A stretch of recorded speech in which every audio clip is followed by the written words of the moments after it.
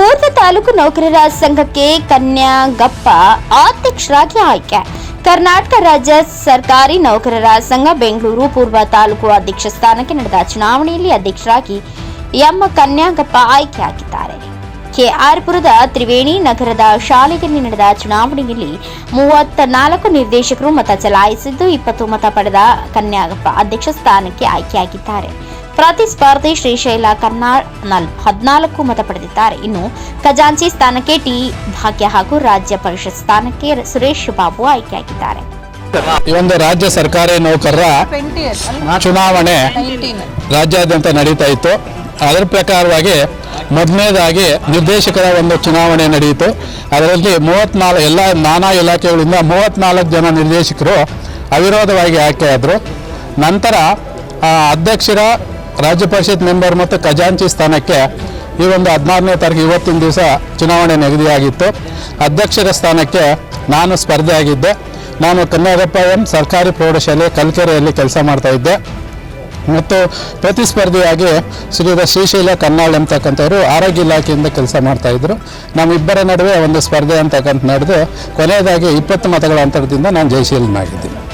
ಮತ್ತು ರಾಜ್ಯ ಪರಿಷತ್ ಸ್ಥಾನಕ್ಕೆ ನಮ್ಮ ಸಹಪಾಠಿ ಆಗಿರ್ತಕ್ಕಂಥ ಮಂಜುನಾಥ್ ನಾಯಕ್ ಅಂತಕ್ಕಂಥವ್ರು ನಿಂತಿದ್ರು ನಮ್ಮ ಸಿಂಡಿಕೇಟಲ್ಲಿ. ಅವರು 2 ಮತಗಳ ಅಂತರದಿಂದ ಸೋಲನ್ನು ಅನುಭವಿಸಿದ್ದಾರೆ. ಅದು ಒಂದು ಸ್ವಲ್ಪ ವಿಷಾದನೀಯ. ನಮಗೆ ಒಂದೇ ಸಿಂಡಿಕೇಟಲ್ಲಿದ್ದು ಒಂದು ಸೋತಿದ್ರಿಂದ ಒಂಥರ ನೋವಿನ ಸಂಗತಿ. ಮತ್ತು ಮತ್ತೊಬ್ಬ ಮಹಿಳಾ ಸದಸ್ಯರನ್ನು ನಾವು ಆಯ್ಕೆ ಮಾಡ್ಕೊಂಡಿದ್ವಿ. ಯಾಕೆಂದರೆ ಹಿಂದೆ ಮಹಿಳೆಯರಿಗೆ ಸ್ವಲ್ಪ ಮಹಿಳೆಯರನ್ನು ಕಣಗಣಿಸಲಾಗಿತ್ತು. ಮಹಿಳೆಯರಿಗೆ ಪ್ರಾತಿನಿಧ್ಯ ಕೊಡಬೇಕು ಅಂತಕ್ಕಂಥ ಉದ್ದೇಶದಿಂದ ನಾವು ಮಹಿಳಾ ಅಭ್ಯರ್ಥಿಯಾಗಿ ತಾಲೂಕ್ ಪಂಚಾಯತಿಯ ಮ್ಯಾನೇಜರ್ ಆಗಿರ್ತಕ್ಕಂಥ ಟಿ ಭಾಗ್ಯಮ್ಮ ಅಂತಕ್ಕಂಥವ್ರನ್ನ ಅಭ್ಯರ್ಥಿಯನ್ನು ಮಾಡಿದರು. ಅವರು 19 ಮತಗಳನ್ನು ಪಡೆದು ಜಯಶೀಲರಾಗಿದ್ದಾರೆ.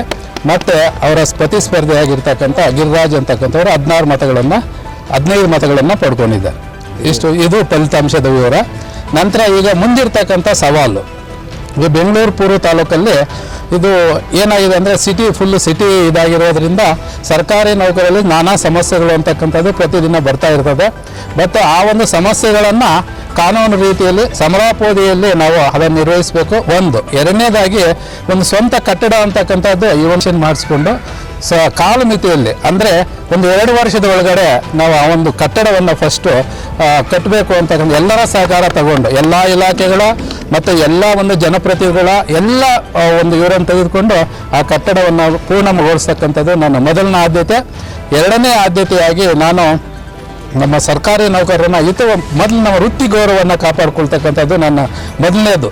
ಯಾಕೆಂದರೆ ವೃತ್ತಿಯಿಂದ ಸಂಘ ಆಗಿರೋದು ವೃತ್ತಿ ಫಸ್ಟು. ನಾನು ವೃತ್ತಿಗೆ ಮಾನ್ಯತೆ ಕೊಡ್ತಾ ಸರ್ಕಾರಿ ನೌಕರ ಸಮಸ್ಯೆಗಳನ್ನು ನಾನು ಆದಷ್ಟು ಬಗೆಹರಿಸೋದಕ್ಕೆ ನನ್ನ ಕೈಲಾದಷ್ಟು ಪ್ರಯತ್ನ ಪಡ್ತೀನಿ ಅಂತಕ್ಕಂಥ ಮಾತನ್ನು ಈ ಸಂದರ್ಭದಲ್ಲಿ ನಾನು ಹೇಳ್ತಾ ಇದ್ದೀನಿ. ನಮಸ್ಕಾರ, ನಾನು ಮಂಜುನಾಥ್ ನಾಯಕ್. ನಾನು ರಾಜ್ಯ ಪರಿಷತ್ ಅಭ್ಯರ್ಥಿಯಾಗಿ ಸ್ಪರ್ಧಿಸಿದೆ. ಅನಿವಾರ್ಯ ಕಾರಣದಿಂದ ಕೇವಲ 1 ಓಟ್ದಿಂದ ನಾನು ಅಂದರೆ 2 ಓಟ್ ಆಗುತ್ತೆ ಟೋಟಲ್ ಆಗಿ 16 ನನಗೆ. ನನ್ನ ಮಿತ್ರರಾದಂಥ ಸುರೇಶ್ ಬಾಬು ಅವರಿಗೆ 18 ಓಟ್ ಬಂತು. ನಾನು ಪರಾಭವಗೊಂಡೆ. ಈ ಒಂದು ಎಲೆಕ್ಷನ್ನಲ್ಲಿ ನನ್ನ ಆತ್ಮೀಯರಾದಂಥ ಕನ್ಯಾಗಪ್ಪ ಸರ್ ಅವರ ವಿಚಾರಗಳು ತುಂಬ ಚೆನ್ನಾಗಿದೆ. ಆ ಕಾರಣಕ್ಕಾಗಿ ಅವರು ಪ್ರಥಮವಾಗಿ ನಮ್ಮ ತಾಲೂಕಿಗೆ ಬಂದಾಗ ಸ್ಪರ್ಧಿಸ್ತೀನಿ ಅಂತ ಹೇಳಿದಾಗ ನಾನು ಕೂಡ ಅಧ್ಯಕ್ಷ ಕ್ಯಾಂಡಿಡೇಟ್ ಆಗಿ ಸ್ಪರ್ಧಿಸಬೇಕಂತ ಇದ್ದವನು ಅವರ ವಿಚಾರಗಳನ್ನು ತಿಳಿದು ಅವರು ಎಲ್ಲರನ್ನೂ ಒಟ್ಟುಗೂಡಿಸ್ಕೊಂಡು ಹೋಗಬೇಕು ಅನ್ನೋ ಒಂದು ಉದ್ದೇಶವನ್ನು ಇಟ್ಕೊಂಡಿದ್ದಾರೆ. ಮತ್ತು ಈ ಒಂದು ಬೆಂಗಳೂರಿಗೆ ಅತ್ಯಂತ ಹತ್ತಿರ ಇರುವಂಥ ನಮ್ಮ ಈ ತಾಲೂಕು ಸಂಘ ಅಷ್ಟೊಂದು ಪ್ರಭಾವಿಯಾಗಿ ಬೆಳೆದಿಲ್ಲ. ಇದನ್ನು ಚೆನ್ನಾಗಿ ಬೆಳೆಸಬೇಕು ಅನ್ನೋ ಉದ್ದೇಶ ಇಟ್ಕೊಂಡಿದ್ದಾರೆ. ಅನ್ನೋ ಕಾರಣಕ್ಕಾಗಿ ನೀವೇ ಅಧ್ಯಕ್ಷರಾಗಿ ಮುಂದುವರಿ, ನಿಮಗೆ ನಾವು ಸಪೋರ್ಟ್ ಮಾಡ್ತೀವಿ ಅಂತ ನಿಂತ್ಕೊಂಡು ನಾವು ಅವರಿಗೆ ಸಪೋರ್ಟ್ ಮಾಡಿದ್ವಿ. ಹಾಗೆಯೇ ಅದೇ ದಿಕ್ಕಿನಲ್ಲಿ ಅವರು ಈ ಒಂದು ಇದರಲ್ಲಿ ಚುನಾವಣೆಯಲ್ಲಿ ಜಯಶೀಲರಾಗಿದ್ದಾರೆ. ನನ್ನ ವೈಯಕ್ತಿಕವಾಗಿ ಅವರಿಗೆ ಧನ್ಯವಾದವನ್ನು ಅರ್ಪಿಸ್ತಾ ಇದ್ದೀನಿ. ಹಾಗೆಯೇ ನನ್ನ ಸಹೋದರಿ ಸಮಾನರಾದಂಥ ಭಾಗ್ಯಮ್ಮ ಟಿ ಅವರು ನಮ್ಮ ತಾಲೂಕ್ ಪಂಚಾಯಿತಿಯಲ್ಲಿ ಮ್ಯಾನೇಜರ್ ಆಗಿ ಕೆಲಸ ಮಾಡ್ತಾ ಇದ್ದಾರೆ. ಚಿಕ್ಕ ಏಜ್ ಆಗಿದ್ದರೂ ಕೂಡ ದಕ್ಷತೆಯಿಂದ ಈ ಒಂದು ಚುನಾವಣೆಯಲ್ಲಿ ಭಾಗವಹಿಸಿ ಅವರು ಕೂಡ ಜಯಶಾಲಿಯರಾಗಿದ್ದಾರೆ. ಮತ್ತು ಈ ಒಂದು ತಾಲೂಕಿಗೆ ಎಲ್ಲ ರೀತಿಯ ಏನೇ ಬಿಲ್ಲುಗಳ ಕೊರತೆ ಇದ್ದರೂ ಕೂಡ ಅದನ್ನು ಬೇಗನೆ ಪರಿಹರಿಸ್ತೀನಿ ಅನ್ನೋ ಒಂದು ವಿಶ್ವಾಸವನ್ನು ಇಟ್ಕೊಂಡು ನಮಗೆ ಈ ಒಂದು ಸ್ಪರ್ಧೆಯಲ್ಲಿ ಭಾಗವಹಿಸಿ ಜಯಶೀಲರಾಗಿದ್ದಾರೆ. ಅವರಿಗೂ ಕೂಡ ನನ್ನ ಪರವಾಗಿ ವೈಯಕ್ತಿಕವಾಗಿ ಧನ್ಯವಾದವನ್ನು ಅರ್ಪಿಸ್ತಾ ಇದ್ದೀನಿ ಮೇಡಮ್. ಹಾಗೆಯೇ ನಮ್ಮ ಈ ಒಂದು 34 ಜನ ನಾವು ಒಂದು ಡೈರೆಕ್ಟರ್ಗಳು ಇದ್ದೀವಿ ಈ ಒಂದು ಸರ್ಕಾರಿ ಸರ್ಕಾರಿ ನೌಕರರ ಒಂದು ಸಂಘದಲ್ಲಿ ನಾವೆಲ್ಲ ಒಟ್ಟಿಗೆ ಸೇರಿ ನಾವು ಈ ಒಂದು ತಾಲೂಕನ್ನು ಒಂದು ಮಾದರಿ ತಾಲೂಕನ್ನಾಗಿ ಮಾಡ್ತೀವಿ ಅನ್ನೋದನ್ನು ಈ ಭರವಸೆಯನ್ನು ನನ್ನೆಲ್ಲ ಈ ಒಂದು ತಾಲೂಕಿನ ಸರ್ಕಾರಿ ನೌಕರರಿಗೆ ನಾನು ಈ ಒಂದು ಆಶ್ವಾಸನೆಯನ್ನು ಕೊಡ್ತೀನಿ ಅಂತ ಹೇಳ್ತಾ ನನ್ನ ಮಾತನ್ನು ಮುಗಿಸ್ತೀನಿ. ಧನ್ಯವಾದಗಳು. ಮೊದಲಿಗೂ ಎಲ್ರಿಗೂ ತುಂಬ ಧನ್ಯವಾದಗಳನ್ನು ಹೇಳ್ತೀನಿ. ಯಾಕೆ ಅಂತಂದರೆ ಈ ಒಂದು ಚುನಾವಣೆ ನಡೀತು, ಇದರಲ್ಲಿ ನನಗೂ ಮಹಿಳಾ ಸ್ಪರ್ಧಿಯಾಗಿ ನನಗೆ ಈ ಒಂದು ಚುನಾವಣೆಯಲ್ಲಿ ಸ್ಪರ್ಧಿಯಾಗಿ ಅವಕಾಶ ಮಾಡಿಕೊಟ್ಟಿದ್ದಾರೆ. ಸೊ ನಾನೆಲ್ರಿಗೂ ಸಹ ನಾನು first of all thank you ಹೇಳ್ತಾ, ಇನ್ನು ಮುಂದಿನ ಏನು ಸರ್ಕಾರಿ ನೌಕರರ ಸಮಸ್ಯೆಗಳು ಮತ್ತು ಏನು ಕೆಲಸಗಳಿದೆ ಅದನ್ನು ನಾವು ನಿಯತ್ತಾಗಿ ಒಂದು ಅವರ ಸಮಸ್ಯೆಗಳನ್ನು ಪರಿಹರಿಸೋ ನಿಟ್ಟಿನಲ್ಲಿ ಕರ್ತವ್ಯಗಳನ್ನು ನಿರ್ವಹಿಸ್ತೀವಿ ಅಂತ ಹೇಳ್ತಾ ನಾನು 2 ಮಾತು ಮುಗಿಸ್ತೀನಿ.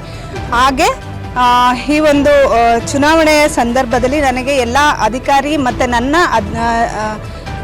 ನನ್ನ ಇಲಾಖೆಯ ಅಧಿಕಾರಿ ಮತ್ತು ಸಿಬ್ಬಂದಿಗಳು ಹಾಗೂ ನನ್ನ ಸಹಪಾಠಿಗಳು ತುಂಬ ನನಗೆ ಸಹಾಯ ಮಾಡಿದ್ದಾರೆ. ಅವ್ರಿಗೂ ಸಹ ನಾನು ಧನ್ಯವಾದಗಳು ಹೇಳ್ತಾ 2 ಮಾತು ಮುಗಿಸ್ತೀನಿ.